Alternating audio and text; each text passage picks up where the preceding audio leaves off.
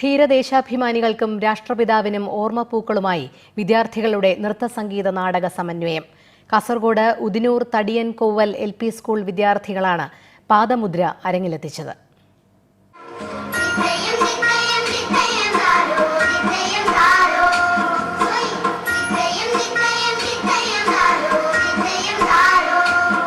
ഭാരതത്തിന്റെ സ്വാതന്ത്ര്യ സമര ചരിത്രം അനാവരണം ചെയ്തുകൊണ്ടാണ് തടിയൻ കോവയിലെ കുഞ്ഞു കലാകാരന്മാർ വേദിയിലെത്തിയത്.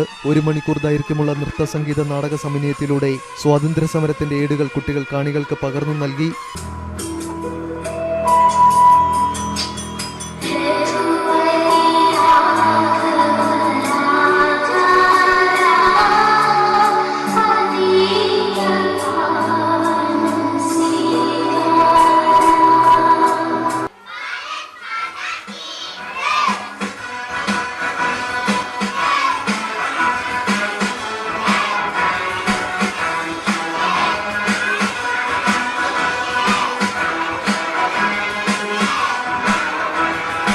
വിദ്യാലയങ്ങളിൽ ഉൾപ്പെടെ സ്വാതന്ത്ര്യദിനമടക്കം ചടങ്ങുകൾ മാത്രമായി കൊണ്ടാടുകയാണ്. വിദ്യാർത്ഥികൾ ചരിത്രബോധം ഉൾക്കൊണ്ടുകൊണ്ടായിരിക്കണം ഇത്തരം ദിനങ്ങൾ ആഘോഷിക്കേണ്ടതെന്ന ലക്ഷ്യമാണ് പാദമുദ്ര എന്ന വ്യത്യസ്തമായ പരിപാടിയിലേക്ക് സ്കൂൾ അധികൃതരെ കൊണ്ടെത്തിച്ചത്. സ്കൂളിലെ 107ഓളം കുട്ടികളെ ഉൾപ്പെടുത്തിയിട്ടാണ് ഈ പരിപാടി അരങ്ങിലെത്തിച്ചത്.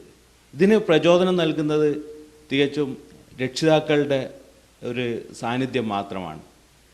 PTA അങ്ങേയറ്റത്തെ പ്രോത്സാഹനം ഇതിൻ്റെ പുറകിലുണ്ട്. സ്കൂൾ അവധി ദിവസങ്ങളിൽ 4 മാസത്തെ പരിശീലനത്തിന് ശേഷമാണ് കുട്ടികൾ പാദമുദ്ര അവതരിപ്പിച്ചത്. തടിയൻ കോവൽ LP സ്കൂളിലെ 1 മുതൽ 5 വരെ ക്ലാസ്സുകളിൽ പഠിക്കുന്ന മുഴുവൻ വിദ്യാർത്ഥികളും പരിപാടിയിൽ അണിനിരന്നു. നാടക സംവിധായകൻ അനിൽ നടക്കാവിന്റെ നേതൃത്വത്തിലാണ് പാദമുദ്ര അരങ്ങിലെത്തിച്ചത്. KV ബൈജു, സൂര്യ ന്യൂസ്, കാസർഗോഡ്.